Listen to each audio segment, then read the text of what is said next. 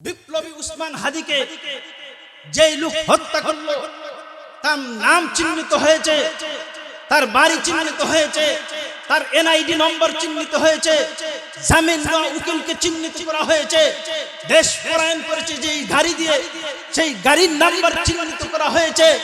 তারপরও একজন মানুষ অপরাধী হইতে গিয়া যতটুকু ওয়ে দরকার, যতটুকু ডকুমেন্ট দরকার, শতগুণ ডকুমেন্ট থাকা সত্ত্বেও যেই দেশে একজন খুনিকে ধরা যায় না, বুঝা গেল এই দেশ এখনো স্বাধীন নয়, এই দেশ এখনো মাফিয়ার জিম্মায় রয়ে গেছে।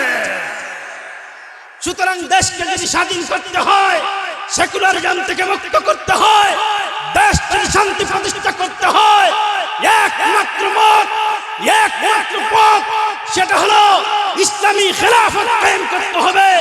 যতদিন পর্যন্ত কুরআনের আইন বাস্তবায়ন না হবে ততদিন পর্যন্ত এই দেশে শান্তি স্থাপন করা সম্ভব হবে না। শান্তি স্থাপন যদি করতেই হয় একটাই ব্যবস্থা, সেটা হলো সংসদে আল্লাহর আইন বাস্তবায়ন করা। কথা বলেন ঠিক কিনা? একবার এক দেশের রাস্তার যে ম্যানহোল থাকে, ম্যানহোল চুরি হয়েছে। ম্যানহোল বুঝেন তো, ময়লা ডাকার ডাকনা, তো চুরি হয়েছে পরে সুরে ধরা হয়েছে, সুরের ফয়সালা হয়েছে, পরে ফাঁসি দেওয়া হোক, মৃত্যুদণ্ড দেওয়া হোক। প্রত্যেক মৃত্যুদণ্ডের রোগীর, প্রত্যেক মৃত্যুদণ্ডপ্রাপ্ত আসামিকে শেষ ইচ্ছা কি এটা জিজ্ঞানি হয়, ঠিক না?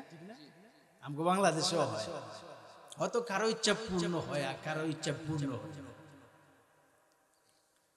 সেই ধারাবাহিকতায় উনাকেও জিজ্ঞানি হয়েছে আপনার শেষ ইচ্ছা কি? তিনি বলছেন আমার শেষ ইচ্ছা হলো মন্ত্রীর সাথে, প্রেসিডেন্টের সাথে একান্তে সাক্ষাৎ করা।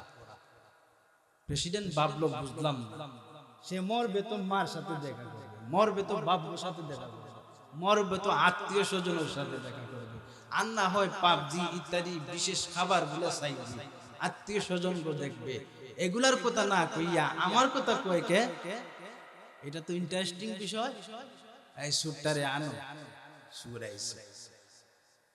আসার পরে জিজ্ঞেস কি গো, আনে আমার সাথে দেখা করতে চান, বিষয় কি? সুর বলতেছে মহামান্য, আপনার জন্য আমার বড় মায়া। মায়া তো কি হয়েছে? আমার কাছে একটা আজীব গাছ আছে, যেটা রোপণ করলে পরে গাছের কাছে গেলে যেমন ইচ্ছা করবেন তাই পূর্ণ হয়ে যায়। মন্ত্রী তো, মন্ত্রীগণ লোভ বেশি, কথা কোন ঠিক না বেটি?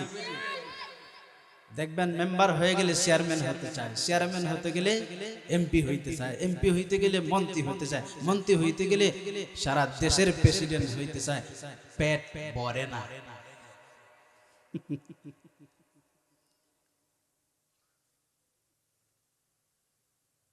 প্রেসিডেন্ট জিগায় বিষয় কি? বলে এইরকম একটা গাছ আছে, আমি তোমারে দিয়া যাইতাম চাই। প্রেসিডেন্ট বলছে এটা তো ভালো কথা, করো। সুর বলছে স্যার এটা সময় লাগবে। কত সময়? বলে 1 সপ্তাহ। যা সময় দিয়ে দিলাম, সময় দিয়ে দিলাম। কথা বোঝা যাচ্ছে তো?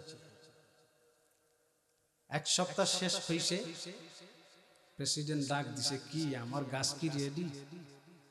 সুর বলছেন না মহামান্য, হয় নাই, আরো 3 দিন সময় দিতে হবে। ঠিক আছে, 3 দিন সময় দেয়া গেল। একে তো মারা যাবে লোকটা, তাই না? শেষ ইচ্ছা তো পূরণ করতেই হবে। তাও আবার প্রেসিডেন্টকে ইচ্ছা পূরণ করার জন্য প্রেসিডেন্ট খুব উৎসাহ উদ্দীপনা নিয়ে আছে। কি এমন গাছ যার যার সামনে গিয়ে যাই চাইবো তাই হবে?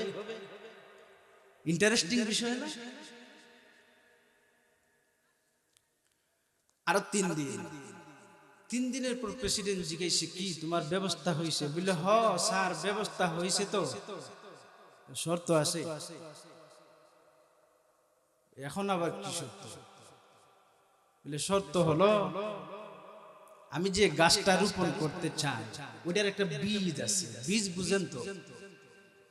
এই বীজ বপন করতে হইলে এমন লোক লাগবে যে জীবনে কোনোদিন চুরি করে না।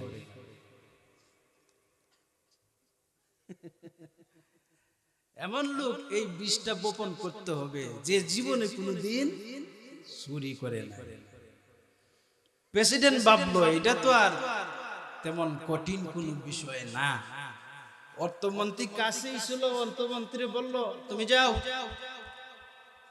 বলছে স্যার এত বড় দেশের অর্থ বিভাগ চালাই, একটু তো ডান বাম হবে।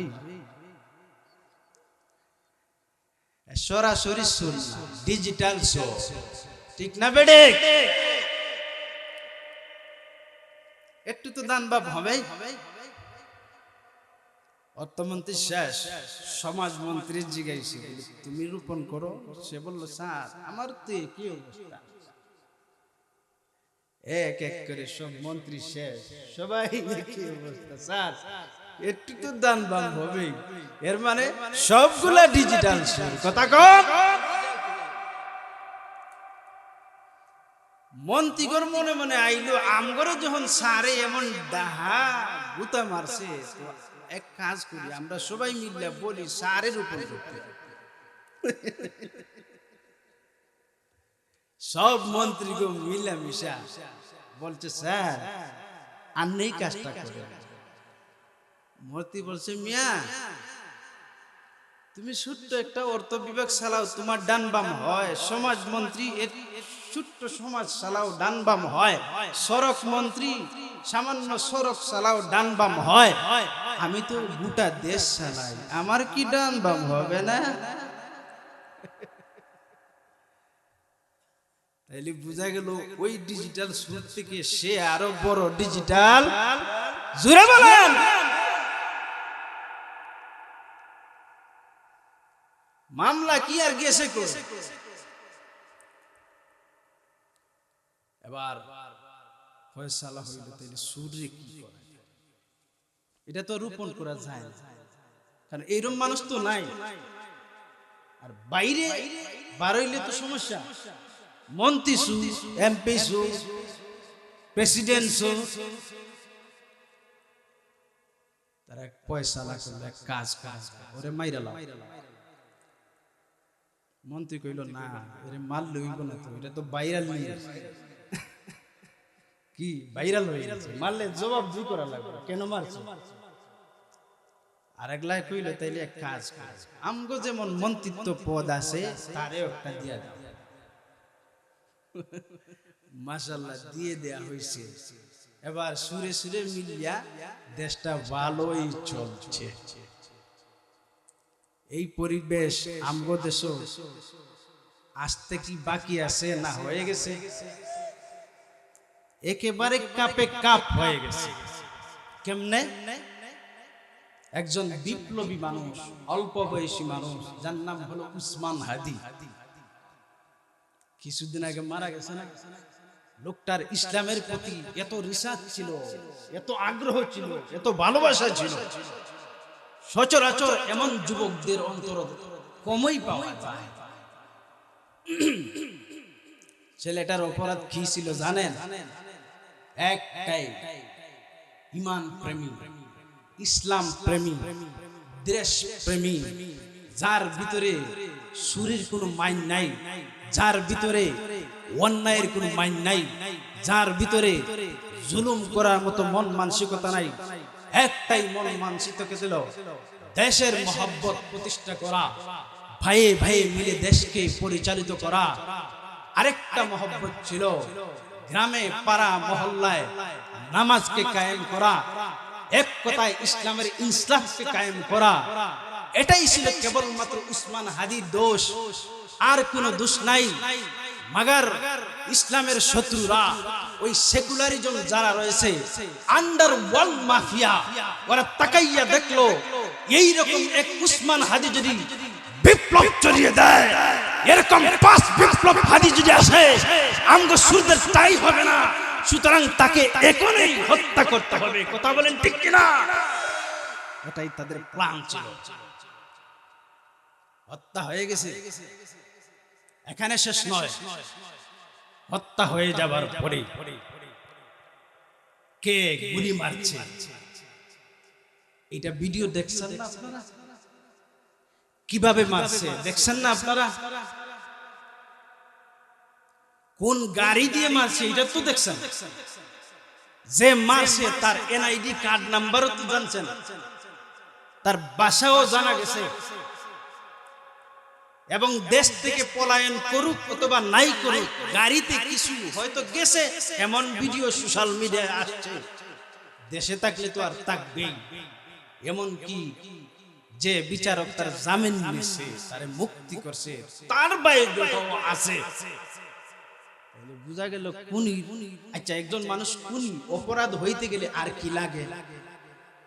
আপনারা বলেন আর কি লাগে? বলে না, ওর লঙ্গিরে ডিএনএ করতে হবে, ওর এর পরিস্থিতি ঠিক কিনা। সুতরাং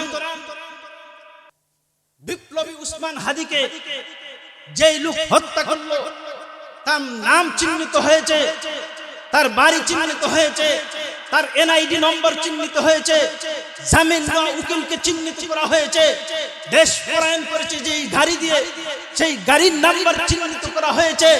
তারপরও একজন মানুষ অপরাধী হইতে গিয়া যতটুকু ওয়ে দরকার, যতটুকু ডকুমেন্ট দরকার, শতগুণ ডকুমেন্ট থাকা সত্ত্বেও যেই দেশে একজন খুনিকে ধরা যায় না, বুঝা গেল এই দেশ এখনো স্বাধীন নয়, এই দেশ এখনো মাফিয়ার জিম্মায় রয়ে গেছে।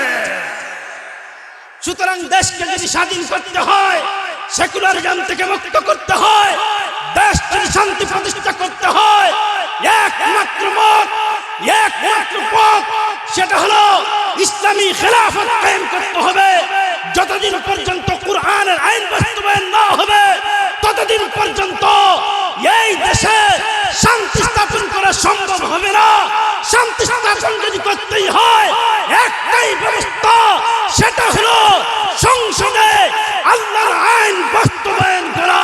কথা বলেন